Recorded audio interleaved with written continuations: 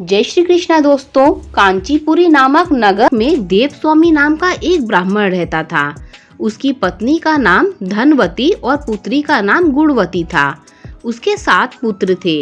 देवस्वामी ने 7 पुत्रों का विवाह करने के पश्चात अपनी पुत्री के विवाह के लिए योग्य वर की तलाशी हेतु अपने बड़े लड़के को बाहर देश भेज दिया। इधर देवस्वामी ने अपनी पुत्री गुणवती की कुंडली एक ज्योतिषी को दिखाई। ज्योतिषी ने गुणवती की कुंडली देखकर कहा कि सप्तपदी होते होते ही यह कन्या विधवा हो जाएगी। यह बात सुनकर देवस्वामी अत्यंत दुखी हुए और ज्योतिषी से इस योग के निवारण का उपाय पूछने लगे। ज्योतिषी ने उपाय बताया कि इस योग का निवारण सिंघल द्वीप वासिनी सोमा नामक धोबिन को घर बुलाकर उसकी पूजा करने से ही संभव होगा।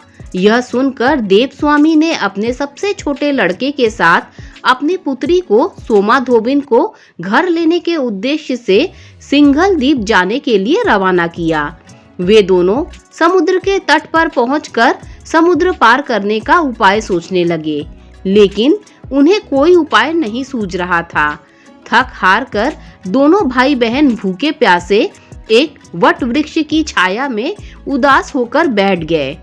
उस वृक्ष के तने की एक खो में गिद्ध के बच्चे रहते थे। वे दिन भर इन दोनों को परेशान होते हुए देख रहे थे। शाम को बच्चों की माँ उनके लिए कुछ आहार लेकर आई और उन्हें खिलाने लगी, लेकिन गिद्ध के बच्चों ने कुछ नहीं खाया और अपनी माँ से कहा, इस वृक्ष के नीचे आज सुबह से ही 2 भूखे प्यासे प्राणी बैठे हैं। जब तक वे नहीं खाएंगे हम लोग भी नहीं खाएंगे। बच्चों की बात सुनकर उनकी माँ गिद्धनी को दया आ गई। उसने दोनों प्राणियों को देखा और उनके पास जाकर, आपकी इच्छा मैंने जान ली है, आप लोग भोजन करें। कल प्रातः मैं आप लोगों को समुद्र पार सोमा के घर पहुंचा दूंगी। गिद्धनी की बात सुनकर दोनों भाई बहन की चिंता कम हुई। दोनों को अत्यंत प्रसन्नता हुई। उन्होंने गिद्धनी को प्रणाम कर भोजन किया। प्रातः होते होते गिद्धनी ने उन्हें सोमा के घर पहुंचा दिया। वे दोनों पास के ही जंगल में झोपड़ी बनाकर रहने लगे। उन्होंने अपनी सेवा से सोमा को प्रसन्न करने का निश्चय किया। वे प्रतिदिन सुबह अंधेरे में उठकर सोमा का घर झाड़कर लीप पोत दिया करते थे।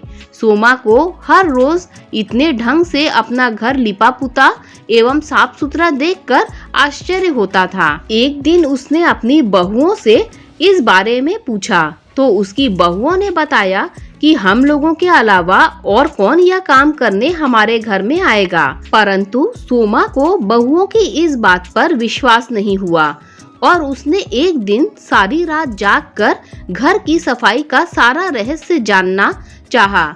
यह जानकर उसे बड़ा दुख हुआ कि उसके घर की सफाई एक ब्राह्मण कन्या और उसका भाई करता है। उनसे इस तरह सेवा करने का कारण पूछने पर भाई ने सोमा को सारी बात बताई, जिसे सुनकर सोमा ने कहा, आज से तुम लोग यह काम करना छोड़ दो। मैं तुम लोगों की साधना और सेवा से प्रसन्न और विवश हूँ। अब तुम्हारी सेवा किए बिना मुझे विश्राम नहीं मिल सकता।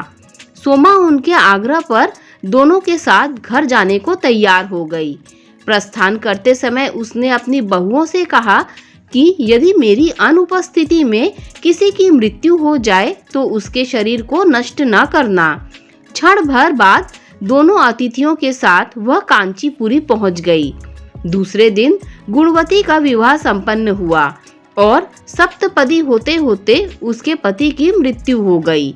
सोमा ने अपने संचित पुण्य का फल गुणवती को दान कर उसके पति को जीवित कर दिया और उन्हें आशीर्वाद देकर वह सिंघल द्वीप के लिए रवाना हो गई। संचित पुण्य क्षीण होने से सोमा के पुत्र, दामाद और पति की घर में ही मृत्यु हो गई।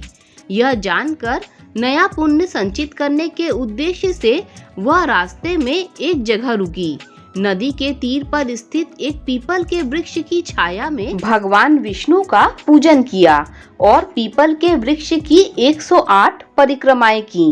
इतना करना था कि सोमा के पुत्र, दामाद और पति जीवित हो गए और उसका घर धन धान्य से भर गया।